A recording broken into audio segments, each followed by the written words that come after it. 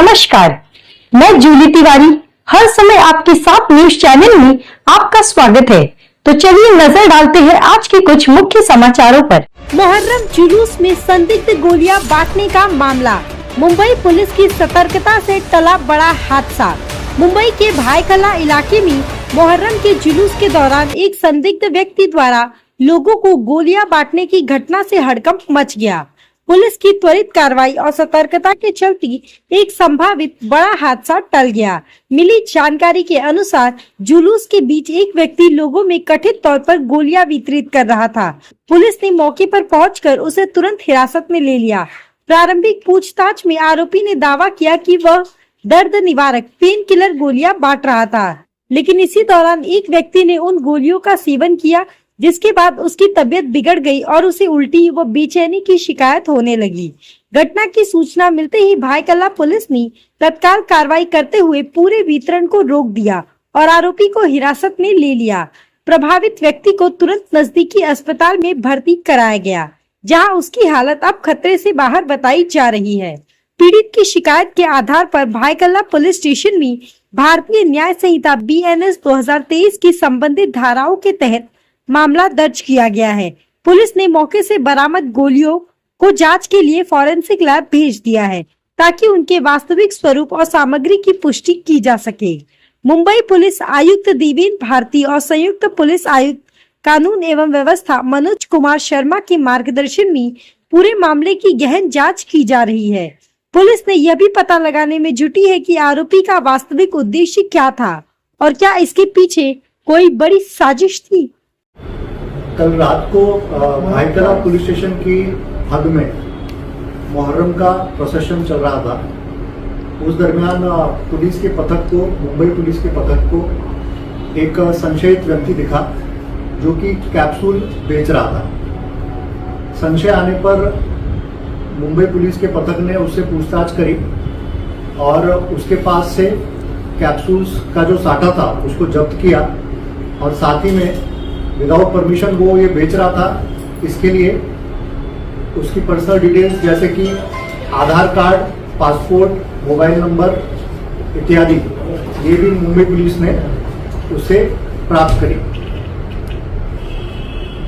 उसके बाद सुबह 4 बजे भायखला पुलिस स्टेशन को एक एमएलसी प्राप्त हुई, जिसमें सलमान सैयद नाम के व्यक्ति की तबीयत खराब होने की वजह से एक एमएलसी आई और उसको उल्टी और पेट में तीव्र दर्द इसकी शिकायत थी।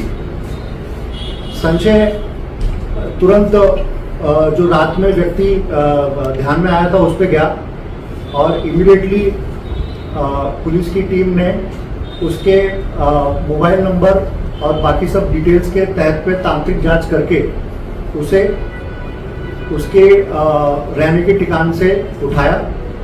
तो उसके बाद उसने कबूली दी कि उसने इस प्रोसेशन को टारगेट करने के लिए और साथ ही में लोगों को हानि पहुंचाने के लिए टोटल 30,000 कैप्सूल ऑर्डर की थी ऑनलाइन और साथ ही में 50 किलो जिंक फॉस्फाइड ऑर्डर किया था और प्रत्येक कैप्सूल में 1-1 ग्राम जिंक फॉस्फाइड डाल के उसने इस पर्टिकुलर प्रोसेशन को टारगेट किया और वहां पे बहाना बनाया कि ये कैप्सूल पेन किलर की तरह काम करती है और प्रोसेशन में जाने वाले लोगों को ऐसा फंसा के उसने कैप्सूल बेचने की कोशिश करी।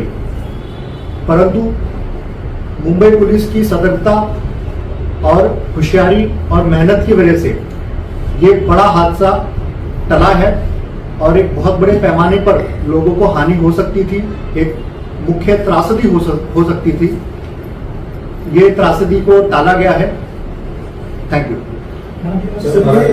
ये व्यक्ति कौन है, इसका मोटिव क्या था? ये व्यक्ति कौन है, इसका मोटिव क्या था? क्या ये इसमें टेरर एंगल है? क्या ये टेरर एंगल है? इसमें एक बड़े स्तर पर ये नुकसान पहुंचाने की कोशिश है पूरी प्लानिंग की तरह, तो ये टेरर एंगल तरह से आप देख रहे हैं? क्या वो किसी के संपर्क में लिखा है? नहीं, देखिए इसके अंदर जांच अभी चालू है, इन्वेस्टिगेशन अभी चालू है और इसका मोटिव क्या था वो अभी क्लियर नहीं है। परंतु एक बात क्लियर है कि इसने बहुत बड़े पैमाने पे लोगों को टारगेट करने के लिए जिंक फॉस्फाइड जैसा पॉइजनस सब्सटेंस एक कैप्सूल में डाल के और एक फेक स्टोरी तैयार करके कि वो पेन रिलीफ के लिए बेच रहा है या फिर पेन रिलीफ के लिए लोगों को प्रोवाइड कर रहा है, ऐसे एक उसने फेक स्टोरी तैयार करी और वहाँ पे उसने ऐसे लोगों को टारगेट किया। सर ये तो बहुत बड़ी बात है कि मुहर्रम में एक समुदाय का बिल्कुल सही बात है, ये बहुत बड़ी बात है और बहुत ही बड़े पैमाने पर उसकी साजिश की कही जा सकती है। But due to alertness of the police हमने उसको एकदम शुरुआत में ही उठा लिया और शुरुआत में ही उसके जो मंसूबे थे उसको फेल किया। आतंकी कृत्य है ये तो अपने समाज को पूरे देश पे इस तरह का इतने लोगों को टारगेट करने का प्लान करना, जहरीला वो लेकर बहुत जानी जा सकती थी, तो बहुत बड़ी बात है। तो आतंकी कृत्य जी हाँ, सभी एंगल से जांच की जा रही है और अभी तपास चालू है। ये व्यक्ति कौन है, इसका बैकग्राउंड क्या है, कहाँ से आया है, बैकग्राउंड क्या है, परिवार कैसा है और क्या है? इसका नाम फैयाज प्रेम जी है और इसकी उम्र 39 साल है। ये रहने वाला विमान नगर पुणे का है। तो इसने कुछ बताया कि क्यों ऐसा करना चाहता था प्राथमिक तौर पर, इसका किस बात को नाराजगी थी, रंजिश था, क्या अप्रोच था इसका?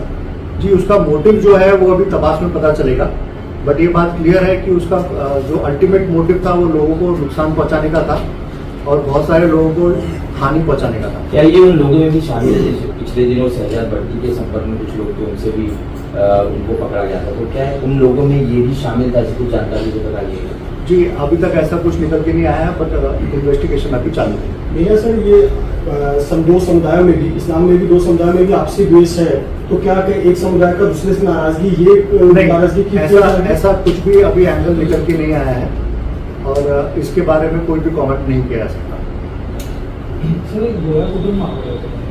ये अलग चीज आप बता रहे सर, फॉस्फाइड, जिंक फॉस्फाइड एक जहरीला पदार्थ, ये कहाँ से उसने अरेंज किया, इतने ज्यादा नंबर के टैबलेट उसने कहाँ से हासिल किए, कौन से वेबसाइट पर इतनी आसानी से उपलब्ध? हाँ, तो इसका खुद का एक पेंट का बिजनेस है और इसने उसी के आधार पे एक दूसरी कंपनी से 50 किलो जिंक फॉस्फाइड ऑर्डर किया था और साथ ही में इसको ऑनलाइन एक दूसरा नंबर प्राप्त हुआ जहाँ से इसने 30,000 एम्प्टी कैप्सूल्स ऑर्डर की थी और ये पिछले कुछ दिनों से अपने रहने के ठिकान पे इन कैप्सूल्स में 1-1 ग्राम जिंक फॉस्फाइड डाल रहा था और ऐसे एक प्रॉपर स्टॉक तैयार कर रहा था और इसका पूरा उद्देश्य यही था कि ये मुहर्रम के प्रोसेशन में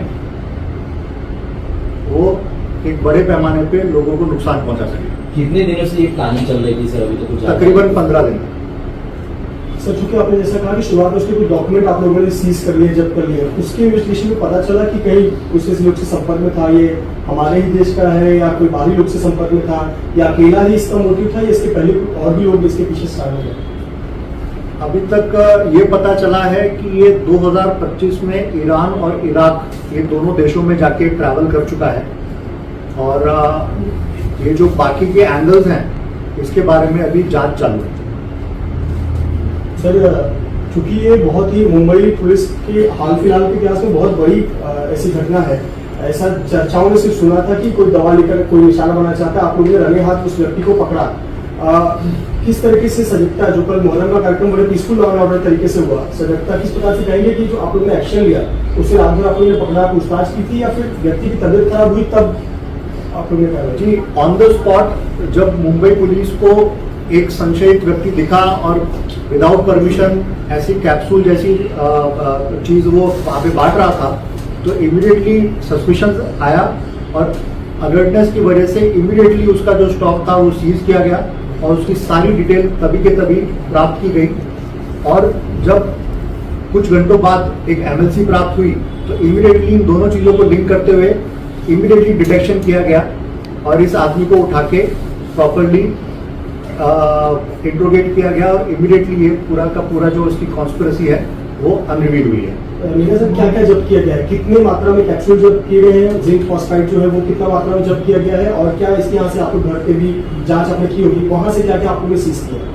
जी, हमने तकरीबन 14,900 कैप्सूल जब्त की हैं और इसने खुद कबूली जो दी है उसमें इसने इसका 50 किलो जिंक फॉस्फाइड इसने ऑर्डर किया था और टोटल 30,000 एम्प्टी कैप्सूल्स ऑर्डर की थी। इसके मंसूबे थे 30,000 कैप्सूल बनाने के और पुलिस ने अभी तक जब्ती जो की है उसमें 14,900 कैप्सूल है। सर मराठी में भी सुना। तो आज के लिए बस इतना ही। कल फिर मिलेंगे इसी समय इसी चैनल पर। तब तक के लिए मुझे दीजिए इजाजत। धन्यवाद।